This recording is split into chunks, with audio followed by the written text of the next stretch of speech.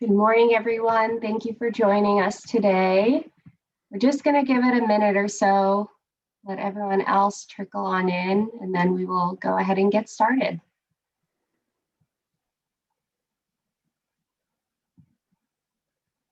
I'm seeing some familiar names. Hi, everyone. Thank you for joining us.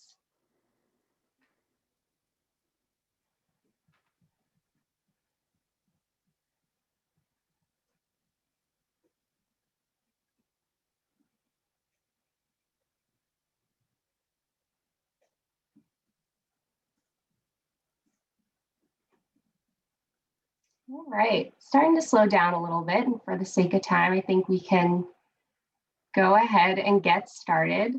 Hello, everyone. Thank you for joining us for When Darkness Meets the Shining Light of Hope, an MDT investigation through a survivor's perspective. My name is Brenna Chase. I'm the Director of Communications and Training at MOVA. I'm going to run through some logistics really quickly before passing it on to our presenter. This is a Zoom webinar, so you as the audience cannot be seen or heard, but you can see us. You should be able to see us, us being the presenter and the ASL interpreter. There will be time at the end for questions. So if you have questions during the presentation, we ask that you use the Q&A function down at the bottom of the screen instead of the chat function. As I said before, we do have ASL interpretation as well as CART captioning available during today's session. To view the closed captions, you can go down to the bottom of your screen, click on the closed captioning icon. There's a little arrow next to that icon, and if you click choose or show subtitle, you should be able to see the captions at that point. If at any point you have trouble seeing the ASL interpreter or the closed captions, please feel free to private chat myself or my colleague Charlotte Hoff, who's on here with me today, and we'll definitely assist you with that. And with that, I can move on to introducing our presenter today, Melanie Sachs. As a survivor of child sexual abuse and sexual assault, Melanie has transformed and turned her pain into purpose. She's been working in the victim services field for the past 8 years. Thanks to the tireless work of the MDT handling her case and her own faith, Melanie continues to use her painful experiences to inspire people from all walks of life every single day. She's currently a forensic interviewer at Children's Cove, the Cape and Islands Child Advocacy Center, and we are so grateful to have her here with us today. And with that, I will turn it over to Melanie.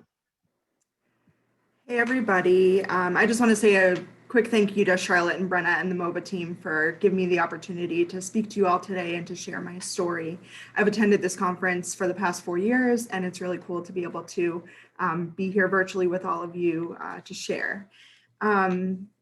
So I'm going to just get started. I'm going to go through my story, and then we can go from there. But so one of the biggest things that I found is that on my journey, it's been a long journey. It's been over 17 years since I started my healing journey. And one of the biggest things I've learned is that when you find your voice, it can change your life. And the Child Advocacy Center gave that to me 17 years ago. So first, I'm going to talk about the early years. I'll do a little intro about myself. So my name is Melanie. I'm a forensic interviewer at Children's Cove, like Brenna said. I've been the family advocate here for 5 years, but I'm a daughter, a fiance, a faithful friend, an athlete, and a survivor more than my story. The early years of my life, I was a smiley baby, as you can see on the right. And I was born more than 5 weeks early. I had a lot to do, and I was ready to take on the world. As you can see in that left photo, that my hands are on my hips. I had a little bit of sass. That was my signature move, the hands on the hip. My mom will tell you that for sure, and my dad too. They're both on here today watching. And so my early years were filled with a lot of joy. I played softball since I was 5. I was a ham in front of the camera, as you can see. I had Shirley Temple-like curls. I'm an only child, but I was a social butterfly. I had friends in every social circle. The photo in the top middle is of a campsite that we were at. And I remember like kids just flocking to our campsite because I created like a terrarium with all the frogs I could find and just like left it open for other kids to come and hang out and play with me. And, you know, I've been called the connector. And so I've had that in me since I was a little girl. And I did dance from ages 2 to 11. And, you know, I just loved being in front of the camera. I loved smiling. I loved laughing. And I had a really great childhood. This is just continued from that. I loved school. I loved riding my bike. I loved my GPA, my grandfather, and it's actually ironic.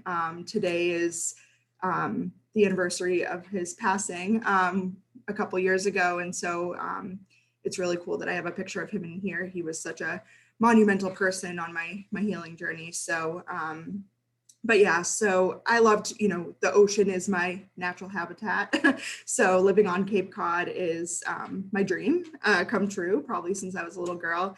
I love the ocean for as long as I can remember. It's just such a healing place for me, especially now. So, you know, this is just a glimpse into what my childhood was like from pretty much when I was born until about the age of 9 to 12-ish.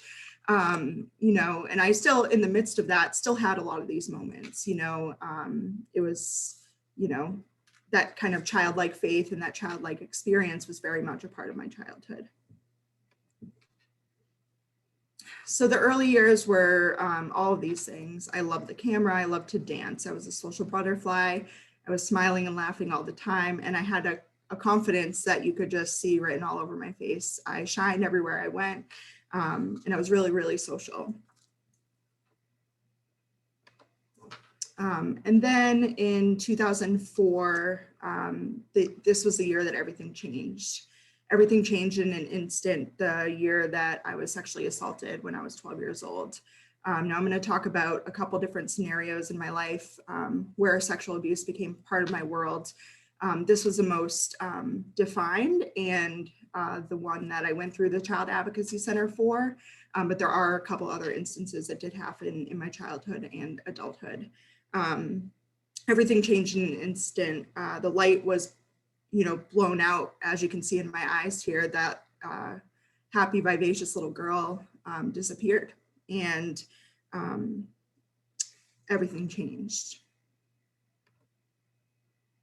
So this is a little bit about my story. And again, like I said in the beginning, I really want people to see me as a survivor, and all the survivors that we work with, or anyone else we come across who's a survivor, that we are survivors more than our stories. But I do think it's important for you to hear a little bit of my story, you know, to get the context of what it was like back then and the road I've traveled to get to where I am now. So I was sexually abused when I was around 9 to 10.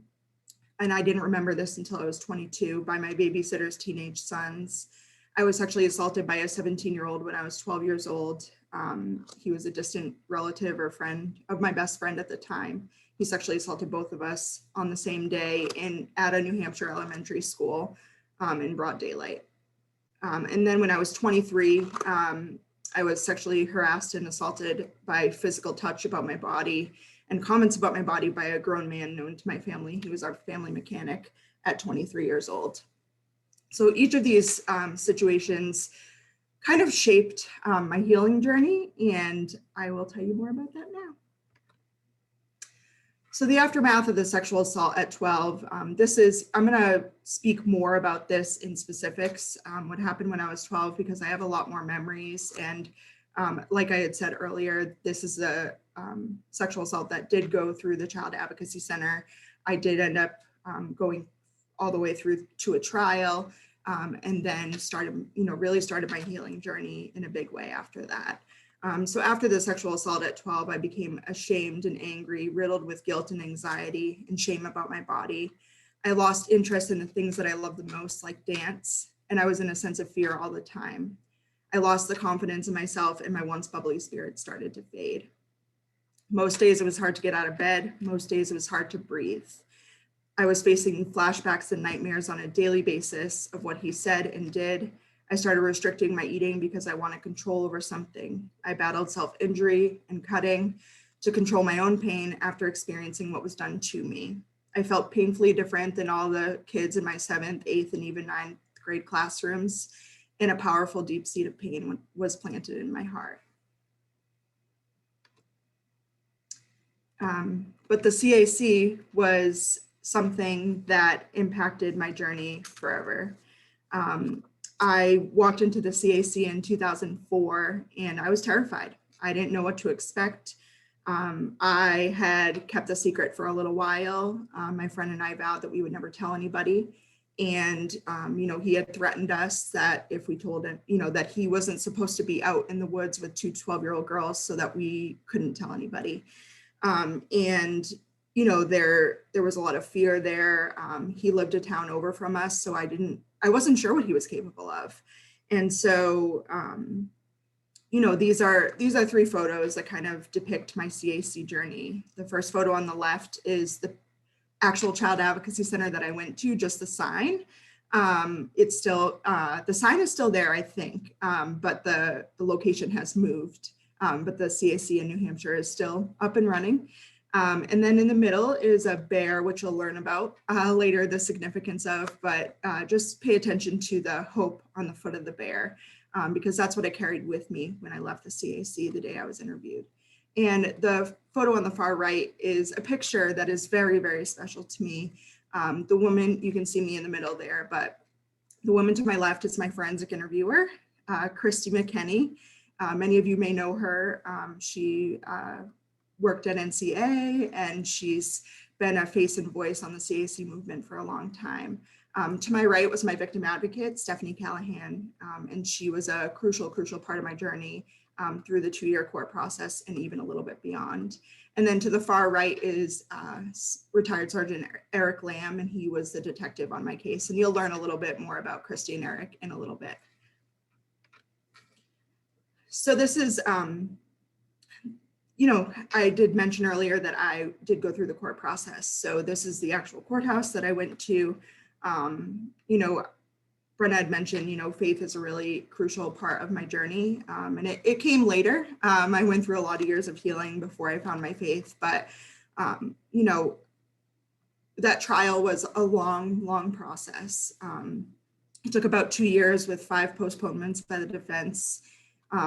There was a plea deal because we just retired. I mean, I was 14 at the time, or almost 14 at the time, and I was just ready to put this behind me. And, but the second I walked out of that courthouse that day, I knew I wanted to make a difference for other survivors. Although I didn't get the justice I felt like I deserved, I also did get justice. And that kind of sparked me to say, I want to do more and do better for others. He was found guilty of 2 counts of sexual assault, sexual abuse on both my friend and I. And because I found my voice at the CAC when I was 12, at 14 years old, I was able to give my victim impact statement in open court in front of him.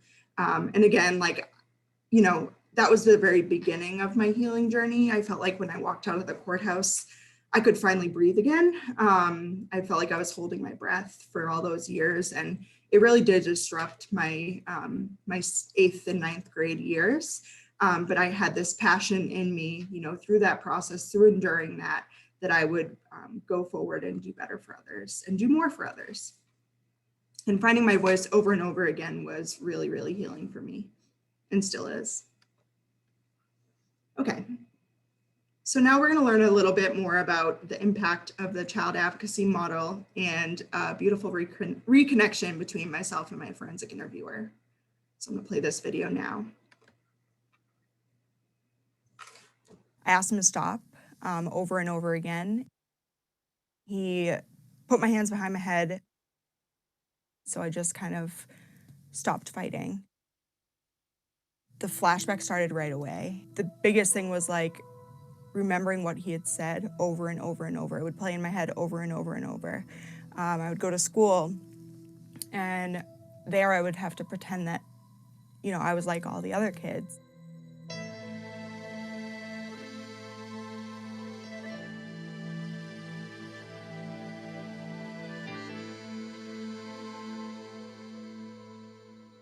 She didn't seem distressed at first. And then all of a sudden, I heard her asking him to stop. I got a little bit scared, but I didn't know what to do, so I didn't leave, and I didn't want to leave her there alone. So when he was done with her, he came over to me. I just remember looking up, and there was trees, and I just remember staring at the trees, and that image of the tree stuck with me for a really long time.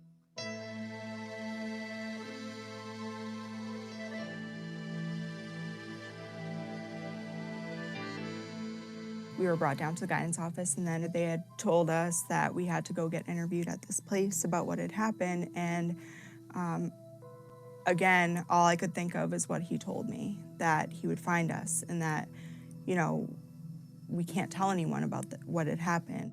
Realizing that that is something I might have to do at this place was really scary to me at first. Children that come into the Child Advocacy Center are oftentimes scared. They often don't understand what is going on. They're not very trusting. And it's amazing, though, that we see the transformation of these children where they're able to tell their story in a way that is very accepted, and it's so validating to them. They walk out not afraid anymore and not nervous.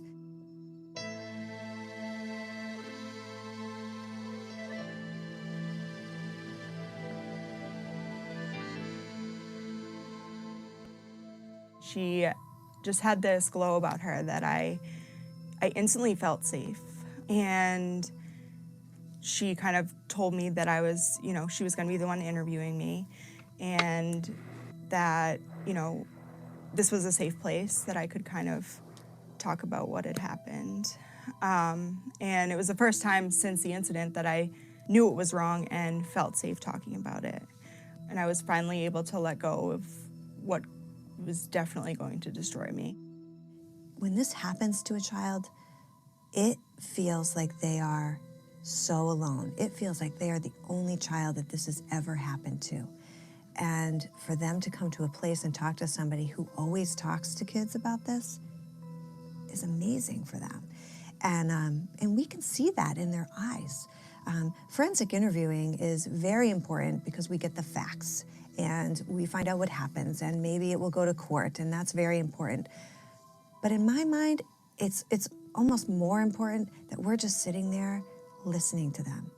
When I walked out of there the first and second time I was interviewed, I felt a sense of freedom.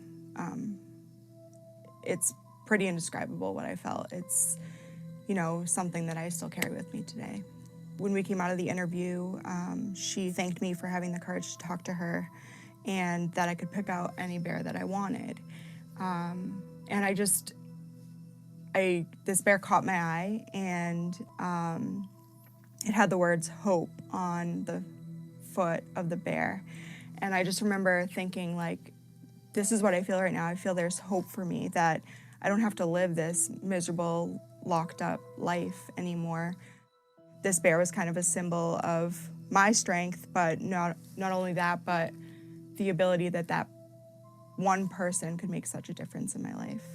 I just had this gut feeling to search for her in April of 2011. So I sent her an email, and not giving too much detail, but just kind of giving her an overview of my case. I just wanted, if this is you, I just want to thank you from the bottom of my heart for being that first person and very important person on my journey. And I'd like to tell you where my life has gone from that point, because you wouldn't believe what has happened. There was this note from this young lady who said, "You may not remember me, but I remember you. And here's where we met. And you interviewed me at the time. It was 7 years ago. And I really want to share with you my journey. And I really want to thank you." And it was a beautiful email, and I must have read it 5 times. And the next morning I got up and I wrote her back, and I said, "You are such a blessing to me." We were back in contact, and it was a true miracle for me. It meant a lot to me that, she wanted to hear kind of where my life had gone, and it was an honor for me to be able to share that with her. There we were, having a cup of coffee, and she pulls out this teddy bear that we had given her 7 years earlier, and it was very moving and emotional to me. Mostly because of the true connection she really felt with the Child Advocacy Center and with that bear and with me as that forensic interviewer, and it was very powerful, almost overwhelmingly powerful. Forensic interviews have hearts of gold, and it takes a special person to do what they do. And I am so blessed to have so many amazing mentors in my life. Mel absolutely shows us that it's all worthwhile. She is a gift to our whole movement here, and because she is making sure that people realize the important work that's happening, and that, honestly, we're changing lives. Although our story is very unique, where it's come full circle, people make a difference in this field, even if they don't ever know the end result. Because of Christy and her team, I've gone from victim to survivor to thriver.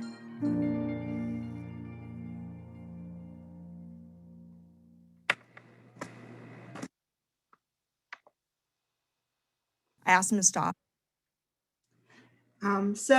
As you can see, the Hope Bear, my dream team, and Christy herself were crucial on the start of my healing journey. I reconnected with Christy 7 years after I was interviewed in 2011. I was interviewed in 2004. I found her LinkedIn in 2011 from my college dorm room, and I wrote her a letter to thank her. I had written the court advocate and the police officer letters and thanked them after the trial, but I was never able to track Christy down. She had left the CAC that I was interviewed at and had pursued other professional positions. So I eventually did find her thanks to LinkedIn. It's been a full circle journey since then, as you can see. That video was made in actually 2012, the first time we spoke publicly together. We are still connected today, and we share our story across the country. So this is a video of, Christy speaking about her experience from her perspective of reconnecting with me and my journey. She's walked with me from 2011 in all seasons. She was at my college graduation, my first speaking engagement with that video that was shown, moving to Cape Cod, my job at the Cove. This is at the NCAA Leadership Conference where we unveiled the Shine campaign together, and now we share the same faith. So here's Christy's perspective. I'm the Director of Membership and Chapter Development with the National Children's Alliance. And I have an opportunity today to share with you a story about a young woman and her journey. Her name is Melanie, and I met Melanie many, many years ago. And she was 12 years old, and she came into a child advocacy center in Derry, New Hampshire. And I met her in the waiting room, and she was scared to death. She was very apprehensive about talking to me. And she was filled with shame. And I brought Melanie back into the interview room, and we were there for quite a while. She was doing a lot of staring down at a little speck on the table in the room. And I knew at that moment that I really had to take my time with her. And she ultimately disclosed. And she disclosed being sexually abused by her best friend's cousin. And it was at that moment that she disclosed that the CAC process locked into place, and off she went, right, with her team, and that helped her to progress through that. Now she left that day, and like the hundreds of other children that I had interviewed that year, I knew that I would never see her again. But then, 7 years later, I get an email in my inbox, and it says, "You may not remember me, but I remember you. You were the first person that I shared my story with. And if you're willing, I would really like to meet with you so that I can tell you the rest of the journey that I've been on. So, Melanie and I met for coffee, and it was an unbelievable experience. I got to sit across from this young woman now who was able to share with me the ups and downs, the dark places that she still would be in sometimes. But she talked a lot about the strength and the courage that she had developed over time. I mean, we don't get that opportunity, right? To hear back from these kids. And it was just an amazing experience. And from that point forward, Melanie and I did stay in touch. And she continued to thrive. And she continued to shine. And she is shining right now. She is a victim advocate at Children's Cove in Cape Cod. And she is actually here today with us. So please welcome Melanie Sachs, the director. So as you can see, it was monumental to find my voice sitting across from Christy in 2004 and to heal, survive, and thrive with her full circle to today. So I always have to do a little thank you for Christy in there. She's been monumental on my journey.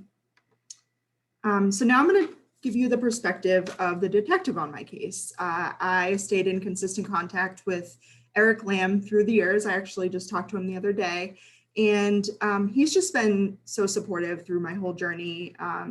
He had given me a scholarship to go to college in memory of his brother from the police department, and it's just been a really full circle journey with him as well. So I'm going to let him talk to you about his perspective. I have a video from him about that.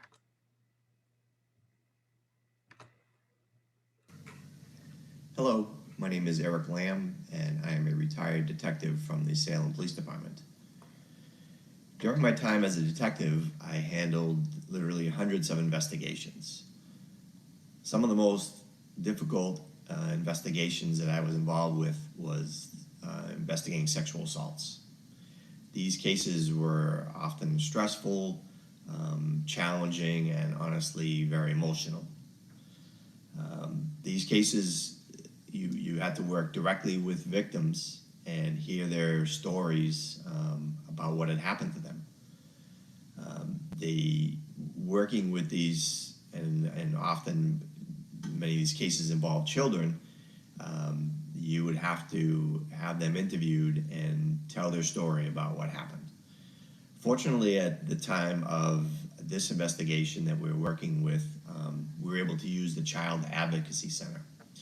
It's a fabulous resource that we had that had trained forensic interviewers to help us to interview victims of sexual assault cases.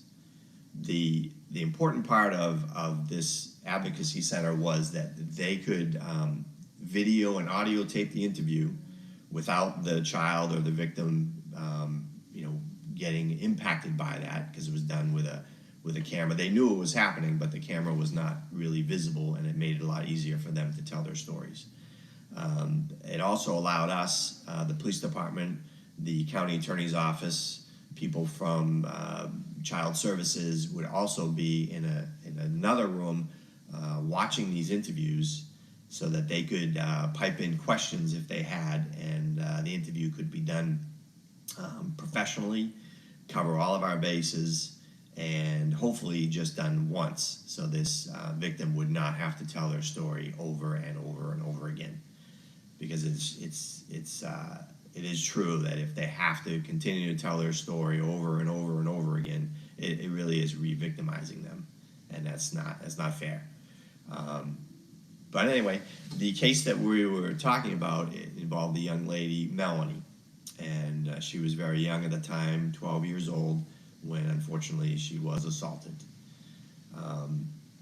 I'll jump back a little bit and talk about my experience with victims and seeing them after the assaults or after their cases had gone through the court system. Some victims really struggled with what happened to them. Some of them were re-victimized. Some of them couldn't handle or kind of adjust to the past, and they chose to maybe go down the road of alcohol or drug abuse. And sometimes I would see those victims again in our own booking room after being arrested. And it really was, it was heart-wrenching to see that, because I knew that they were impacted so much by their assault that they had a hard time moving on in life. And that was really difficult to see. However, on the other hand, there were some victims who really took on a difficult time in their lives and somehow made it positive and made it, made it that energy to move forward and to do great things, to kind of inspire them, to make them motivated to thrive instead of being dragged down by that event or that assault. And the person that I think you've already met or know, or you're hopefully gonna meet, is Melanie. She was the victim in that case when she was 12 years old. And from that point on, I was able to keep in touch with her, keep in touch with her family. Her mother is an awesome lady, great support system for Melanie, and continued to reach out for me on occasion to give me updates on how Melanie was doing. I know initially it was very difficult for her. I know she went through some very challenging times and struggled with what had happened, and that's completely normal. But the positive is eventually she was able to move on, and it inspired her to go into the field of interviewing children and in the sex involved with being victims of sexual assaults. So she's doing that as a job right now, and I'm very proud of her. She is also getting out and speaking publicly about what has happened to her, because that helps other victims to feel empowered to talk about what happened to them. As we all know, many victims never talk about it. Some even suppress the memories of what had happened to the point that they don't ever want to talk about it. And unfortunately, the suspects in those cases, or the perpetrator, is able to probably go on and do this again. So people like Melanie are really important to our society, to make sure that doesn't happen.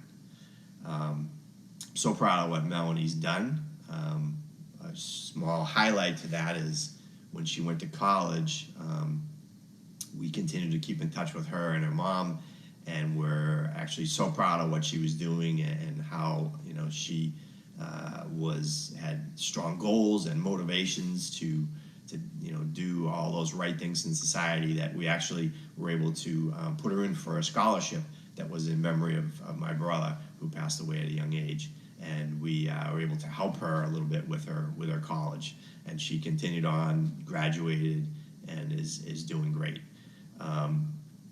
I've seen so many victims later on in life where I run into them at the grocery store or at the mall or something, and I just see it in their eyes how they continue to struggle every day with what happened to them, and they're really having a hard time moving on productively in life.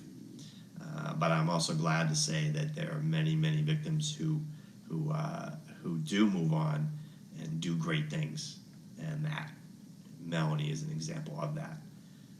She has done amazing things. She's going to do a presentation for you if you haven't already seen it, and you will be amazed at how this young woman has taken this event and turned it into a positive.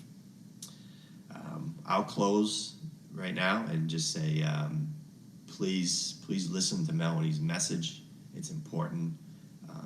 It's real life, and she's done a great job in helping victims of sexual assault by working really hard with them to support them and to give them a reason to move on in life. Thank you.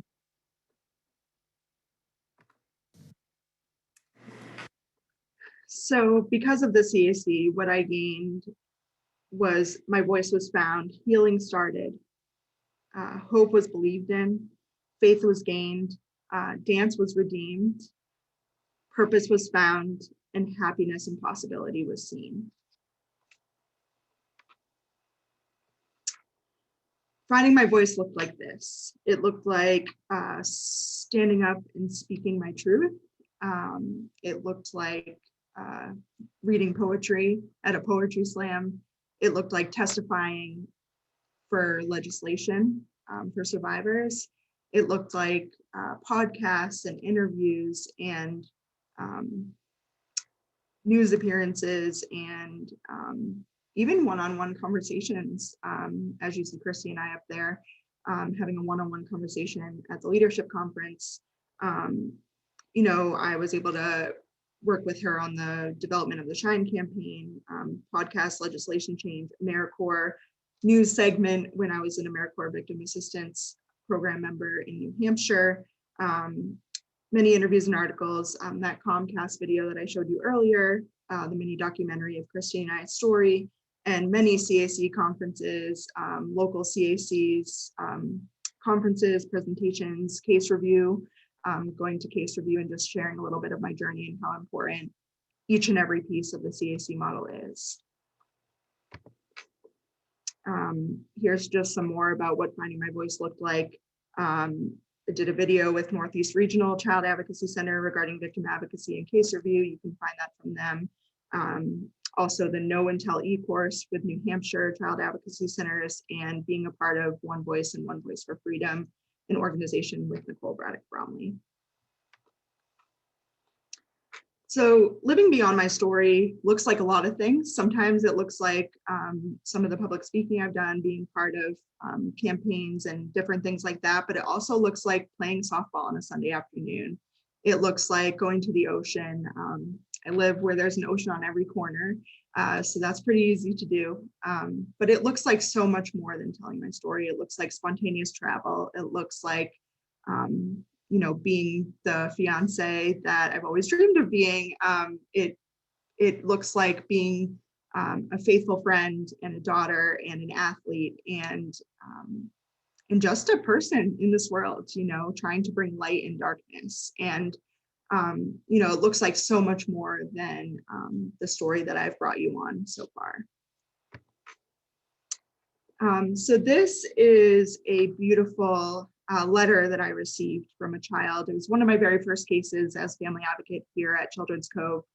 And it really left an impact on me because of the concept that we don't always hear from the kids and families that we work with. And I know Christy and I are a pretty unique story with that, but you know, I think we all have little things that we've received, maybe a quick email from a parent or a little note from a child or a drawing. If you do work at a CAC with children, or if you do work at crisis centers, maybe that that verbal thank you from someone that you've worked with, you know, someone you went to court with, or someone that you walked through a restraining order, or, you know, there's so many different ways this can come out. But I just want to encourage you as a professional to hold on to those things because they can carry you a long way. And so this letter was written by a child that came through the CAC, and she's given full permission for us to use this. And we turned it into one of our campaigns here at Children's Cove. We call it the Rainbow Letter. And we made some posters to reach kids in our community at libraries. And we featured it at our conference. You can see the big one that we posted at our conference a couple years ago.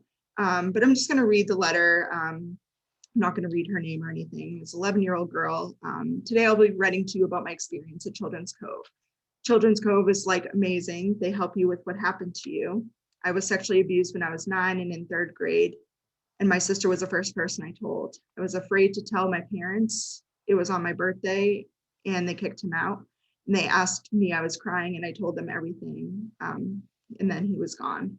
The next day I went to Children's Cove. I believe I met this wonderful lady named Melanie. She was so pretty and so nice. Who knew? I loved her smile. It made me feel like I could tell her anything. After everything, I felt brave. I was having nightmares and I stopped having them. I sang songs about how brave I am and no one can make me afraid anymore. Thank you, Children's Cove, for everything. And then this is the most important part, I think, not only for kids and families that we serve, but for us as well as professionals. You have to believe in you have to believe in me and believe in you too.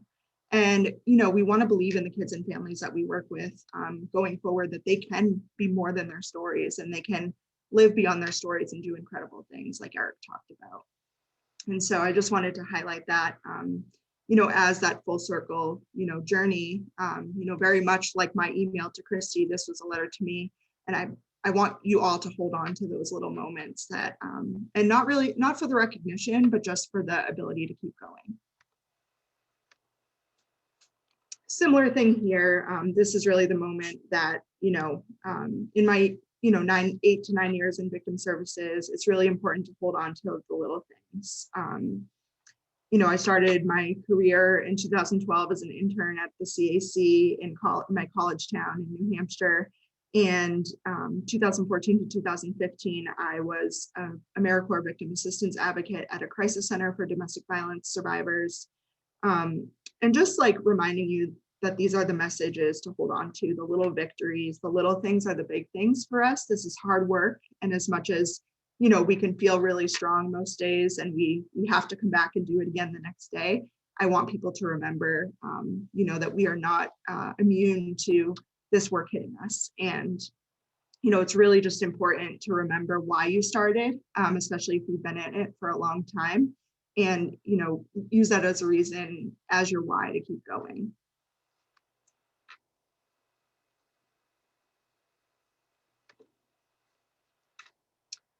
And I just love this quote. It's been something that I've had in my office since the day I started here at the CAC.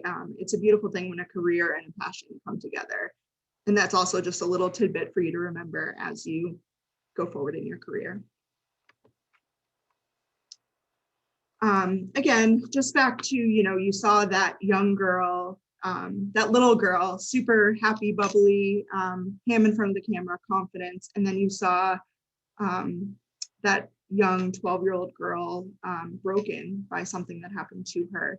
And the light went out in my eyes. So I wanted to bring you back through to that light that I found after leaving the CAC and as my journey has unfolded.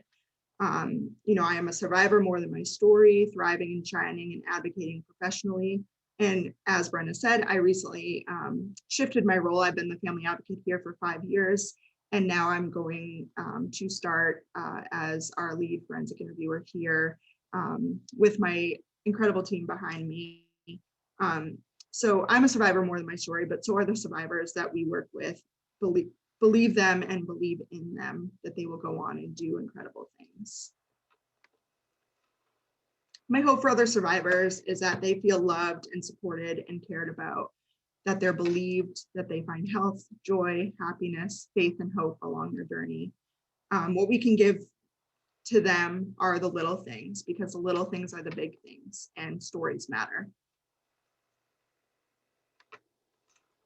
And these are just some of the quotes that kind of traveled with me through the years, that how we walk with the broken speaks louder than how we sit with the great. Difficult roads often lead to beautiful destinations. The scars that you share become lighthouses for people who are headed toward the same rocks that you hit. And I admire people who choose to shine even after all the storms we've been through.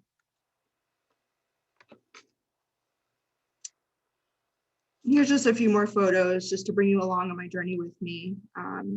These are some of you may recognize some of these faces. The top left corner is Erin Marin, the author of Stolen Innocence, Living for Today, and An Unimaginable Act. She's the founder of Erin's Law. Erin and I connected years ago, and that's Erin and I at my college campus when she came to speak. I was able to bring her there to speak, and we've stayed connected through the years as survivors first, but friends later. The middle is my friend Lauren. She runs a nonprofit called Written on Your Heart. Toward the right is Nicole Braddock Bromley, author of Hush, Breathe, and Soar. And she is she's the very first story that I read about a survivor that I connected with, and we've been pen pals for years. through email and just connecting. She had a recent course that she created for survivors called Unleash, kind of next level healing. So I just finished taking that, and it was incredible. And then, the middle section is all dedicated to Shine, the Shine campaign. In the middle is Blake from NCA, and then some lovely people I met from the West Virginia Child Advocacy Network and have stayed connected with. And then the bottom photos are myself and Chessie Prout, who's a good friend of mine. Many of you may know her from her book, I Have the Right To, in the St. Paul's case that she was involved in. The middle is Angela Rose, the founder of Promoting Awareness, Victim Empowerment. And on the bottom right is my survivor friend Emma and Andrea Constan, one of the Cosby survivors.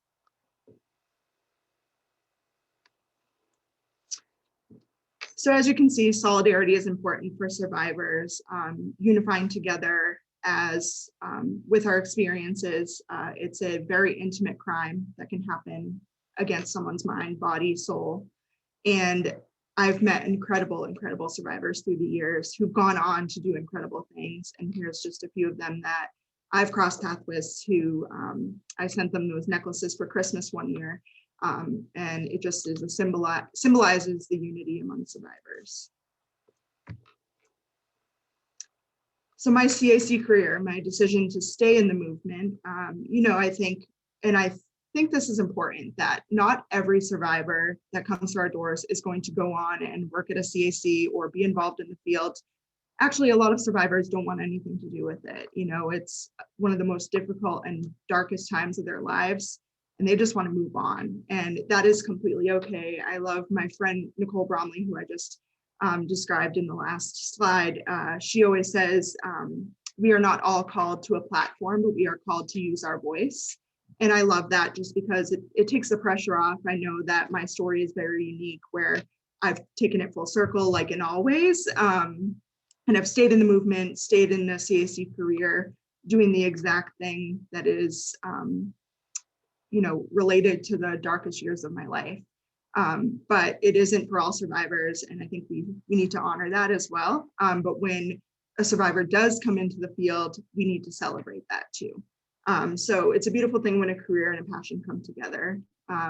Again, just a little photo in the middle of my current role at Children's Cove. I've been here for 5 years, and I have an incredible team behind me who knows my story and supports this journey. And I've really been able to do a lot here in the 5 years that I've been here, a lot of great experiences, including the MOVA conference. So just keep that in mind. If a survivor comes into the field, you want to celebrate them and support it.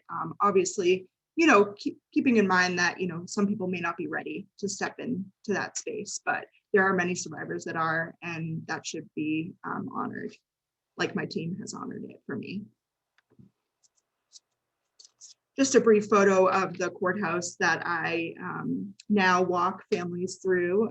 Not so much now that I'm a forensic interviewer, but it's been really powerful to walk out of courthouses here, knowing that I'm on the other side of it. And, without saying anything, I would never share my personal story with a child or family that we work with, but it's just like that silent knowing that, I get it. I really do get it. And not just because I want to say I get it, but I really do. And so it's a really powerful thing that I can just relate with people without having to say it.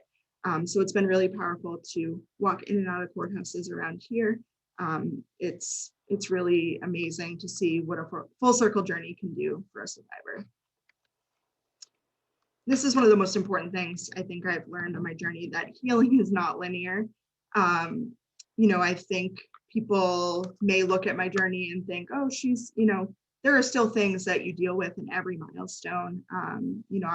I'm stepping into uncharted territory right now. It's a fun territory, but I'm engaged and newly engaged, and stepping into engagement and marriage can bring up things, because I never thought engagement or marriage was possible in the darkest years. And so just remembering that a survivor's journey is not linear, healing is not linear, but healing is worth it. And meeting survivors where they're at is really crucial, and honoring and being that safe place to land for survivors is super crucial, not only in your professional life, but also in your personal life. I know I have, many people that I could consider my safe places to land, and that's been crucial for my healing journey, especially because it didn't just go away when I walked out of that courthouse at 14. And so it's just really important to remember that healing is lifelong, but survivors can do incredible things. Okay. So this component is something that I have, prior to, I did this at the MACA conference for the first time. And so this is a component that often gets missed, or is really that additional part that's really hard to talk about. And I'll kind of own that for a moment. It's very hard to talk about. And it's the medical component of sexual abuse and sexual assault. And so I'm going to bring you through kind of my timeline of healing through the medical component that happened years and years after I started my healing journey. It's like the mental things, the emotional things, the flashbacks, all of that, all of that has pretty much gone away. And this was kind of the last piece that I needed to heal wholly and completely. And, I truly believe that timing is everything. I was not ready to face it years ago.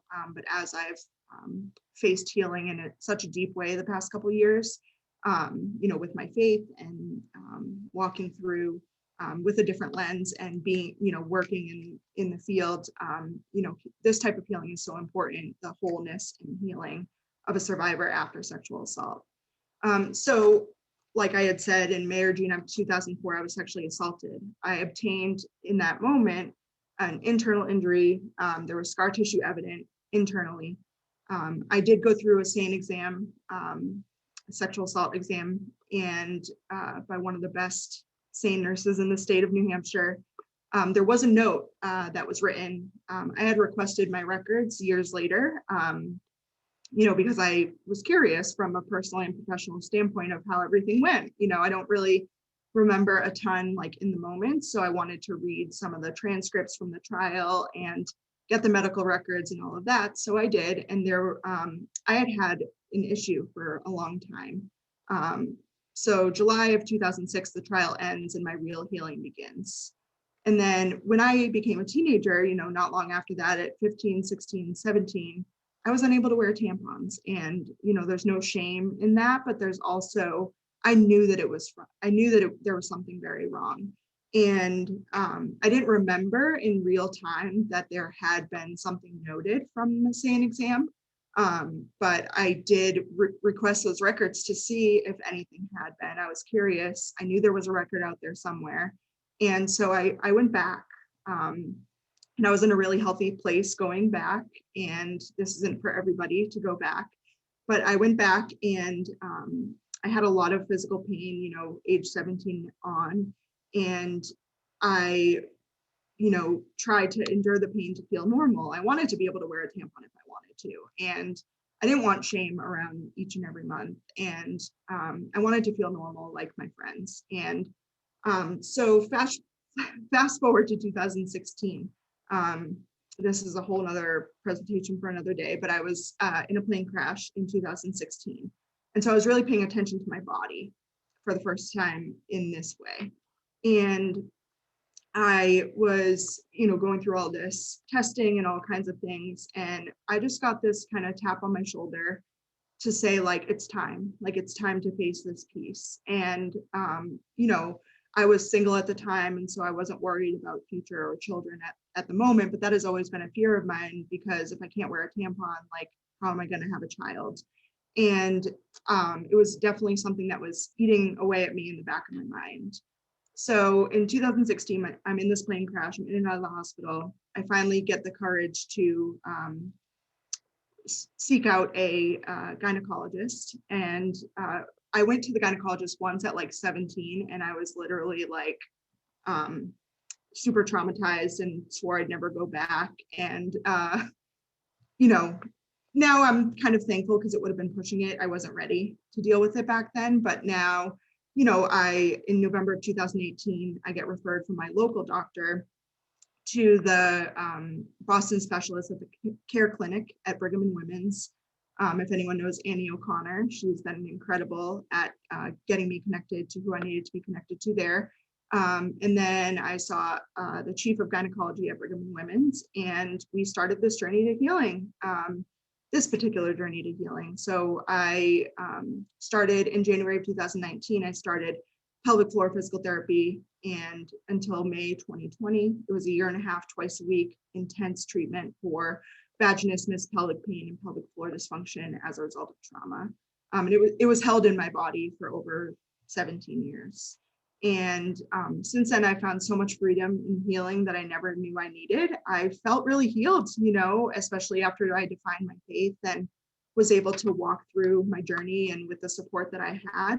But this was a lingering piece. And so since then, I've been able to really walk through this. I shared my journey the entire year and a half on Instagram at Victory Over Pelvic Pain, because there is no shame in healing, and there's no shame in women's issues like pelvic pain. And as a survivor, I already kind of found my voice about my story, but this is the piece that was really hard to find my voice about.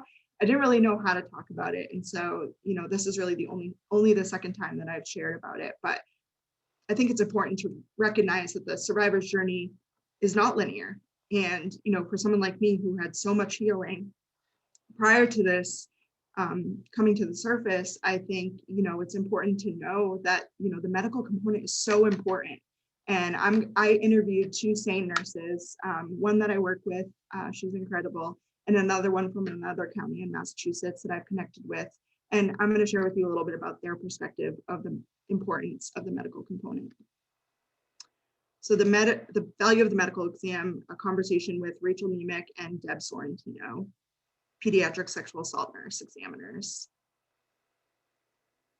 Be brave enough to heal yourself even when it hurts, and healing comes in waves. So from Deb, knowing that survivor's body is healthy and normal, and if it's not, the knowledge of that and assurance of healing and treatment is so important. Body parts can be a mystery. Reuniting survivors with their body in a positive medical way can be very healing. Holistic healing is really important with the body. For teens especially, hard questions that they don't want to ask their parents, they can talk about with a SANE nurse. And about sexuality and STIs, confidential and private conversations with the nurse. It's really empowering. It helps parents who have trauma history to understand why they may not have had this as a resource at the time, and knowing what's available now. Valuable information for years to come on the healing journey. For example, you know, I searched my records 17 years later and they were there, and I got the answers I needed. It gives us survivor power that was lost during the abuse and assault to use for healing down the road. Knowledge and health promotion, overall wellness is super important from Deb's perspective. For example, at 12 years old, I didn't understand what the value of the medical exam was. It actually felt a little more traumatizing than I thought. 15 years later, it was one of the most valuable things for the final piece of my healing. Oftentimes, survivors shelf the incident at the time and later need or want information for healing. In this, you have access, and I had an exam at 12, but didn't remember much about it. And I requested those records in my healing process and was able to review them with my adult and professional brain. And from Rachel, this is her perspective on the importance of the medical exam.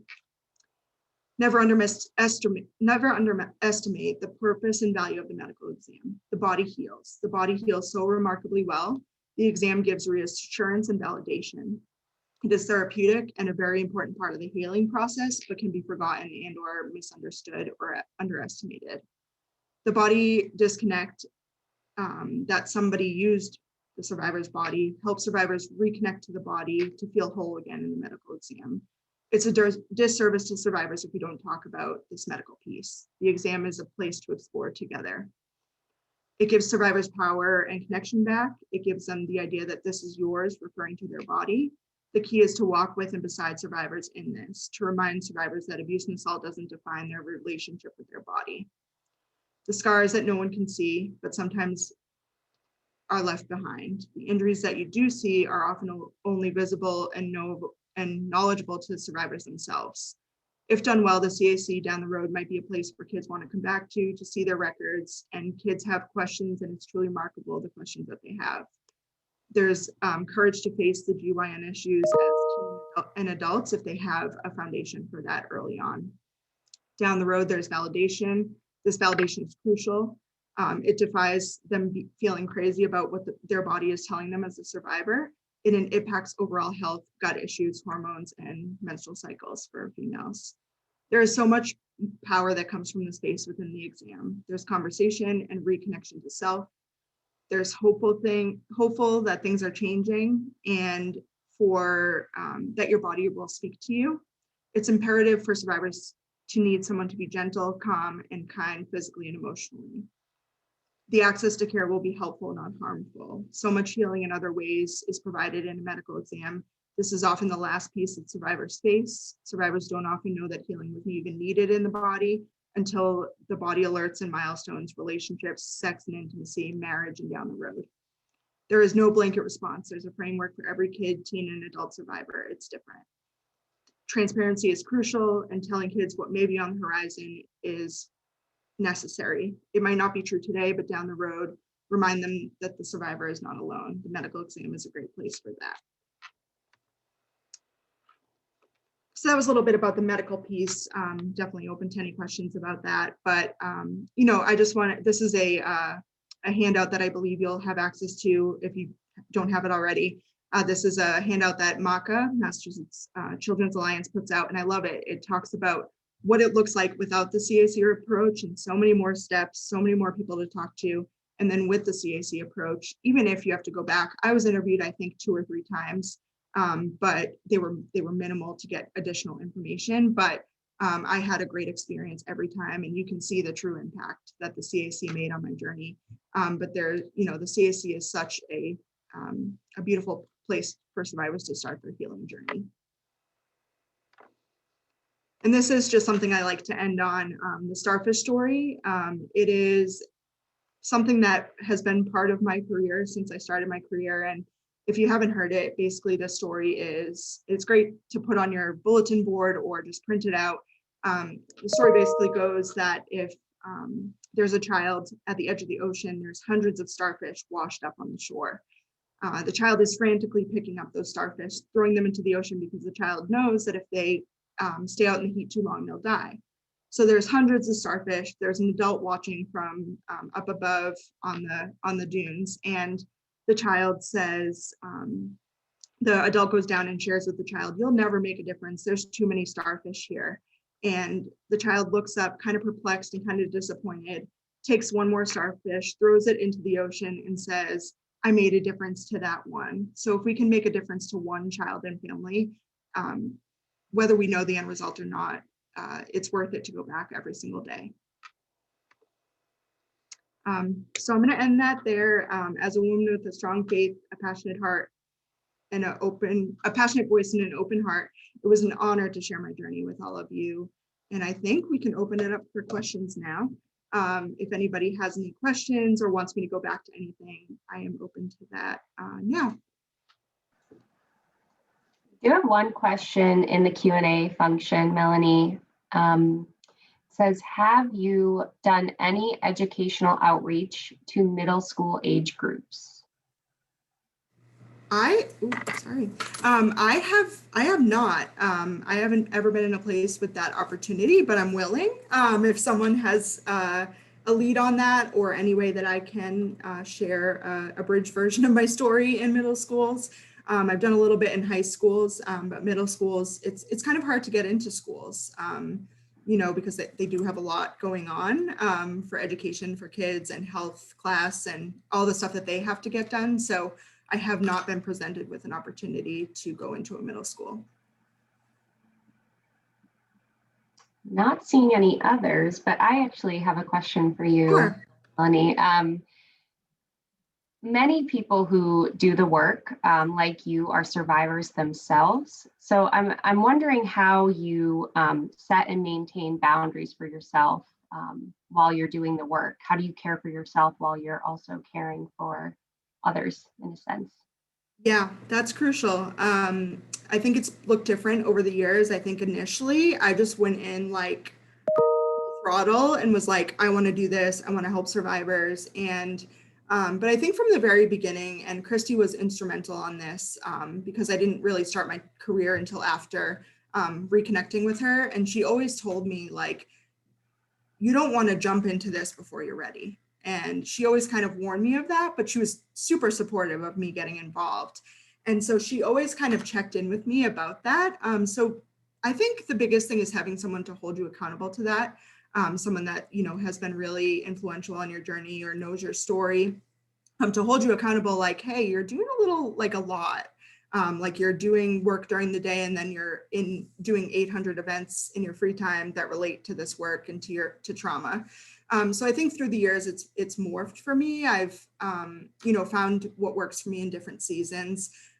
You know, a big one was I used to watch like crime shows and like, I used to watch like Law & Order SVU, and I have not watched an episode in probably 6 years. Just because like I do it all day and then I have my own story, so I don't need to like watch it again on TV. And I don't watch TV a lot anyway. I don't even have one.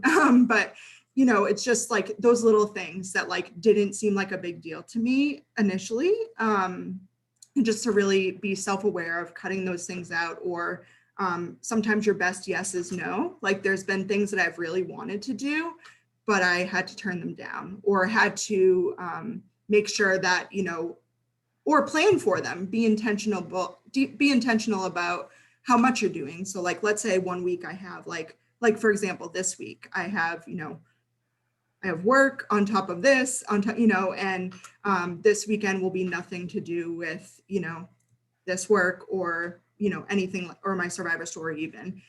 So it's just keeping that balance of what works for you, you know, really taking care of that free time and being intentional about what you're planning in between and beyond your advocacy or sharing your story.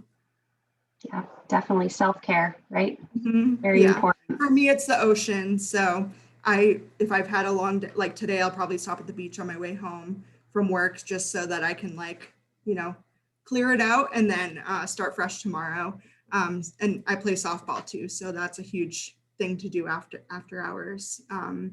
Yeah, but I think even little things during the day, you know, shifting your attention from, you know, maybe taking a lunch break outside, or just like kind of interrupting that cycle of like dealing with other people's trauma and your own and everything all at once, or just doing too much in a week kind of thing. Mm-hmm. Another question, are you still in contact with your friend, and was her healing similar to yours? I would say minimally. Her healing journey was very, very different than mine. Eric talked about, you know, survivors, and I don't want to speak for her journey, but Eric talked about survivors that kind of went the other way, and that was really where she went. And we'll always have kind of a underlying bond, I think. And on occasion, we'll, you know, send a message back and forth to each other. She had moved out of state, so I also moved as well. So we haven't been able to really stay connected as much, but we definitely had very, very different journeys, but have reconnected along the way, just to kind of check in, say hey, but no, we are not very close today, but yeah.